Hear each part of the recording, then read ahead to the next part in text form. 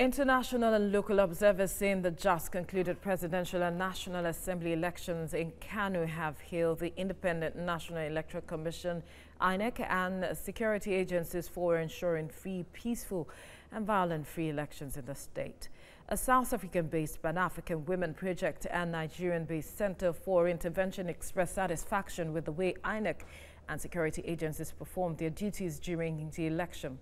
Well, Executive Director, Connected Development, Hamzat Lawal, joins me now for more on this. Thank you, Hamzat, for joining us on the news. Now, aside all of this commendation, EU observers have also commended the conduct of the election. But when you evaluate it, is this an improvement from the election, the conduct of the election in 2015? Well, thank you for having me. I am the Chief Executive of Connected Development. Oh, yes, we have seen improvement in electoral integrity from 2015 to 2019. And this is actually a commendation to the Independent National Electoral Commission, who have showed leadership, who has showed justice and ensured that the ballots counted in this just concluded presidential election and National Assembly elections in Nigeria. Have called for electoral reforms, especially in the areas of diaspora voting. Oh, yes, definitely. Democracy keeps evolving, and Nigeria is a growing democracy. We must keep and continuing reforming our electoral process. The diaspora contributes $20 billion annually to Nigeria's economy. And we need to ensure that this group of people are not disenfranchised. I believe that the 9th National Assembly would show leadership and pass a law that integrates diaspora voting. But beyond diaspora voting, I think we also have an opportunity to fully integrate technology. If you look at the collation of the results, it's important that when we go into 2023 elections, probably we would have digital collation of results and share them in real time as they trickle down from card reader to our coalition center, to the National Coalition Center here in Abuja.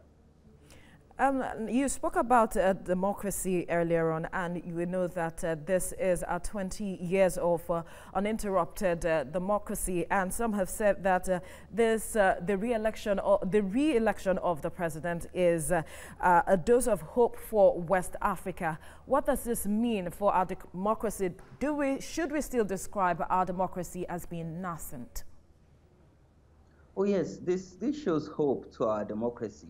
Not just in West Africa. You need to understand that this is the biggest and largest election in the history of Africa that empowered young people and that got participation actively across board. This election has shown that Nigeria truly would lead other African countries to a democratic precedent around election, undergoing elections and monitoring elections. So Nigeria has really set a pace.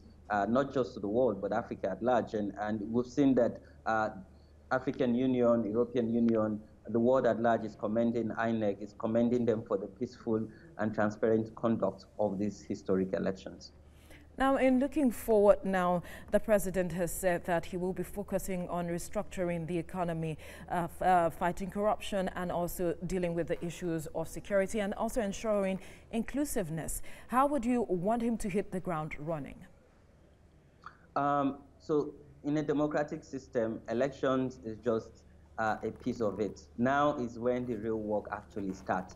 For me, when the president talks about inclusiveness, it gives hope, particularly to young people who are aspiring to public office, and allow them to take a mantle of leadership, particularly being more patriotic to nation building. Security-wise and tackling corruption, I believe now EFCC can swing into actions and see how we can put corrupt people behind bars, but most importantly, how we can repatriate some of our resources that is in safe haven. I say safe haven because this money are in the US, in the UK, and other European Union countries. But then talking about economy, we need to also ensure that we create jobs. And government said Executive Director, Connected Development, Hamzat Lawal, thank you for your time on the news.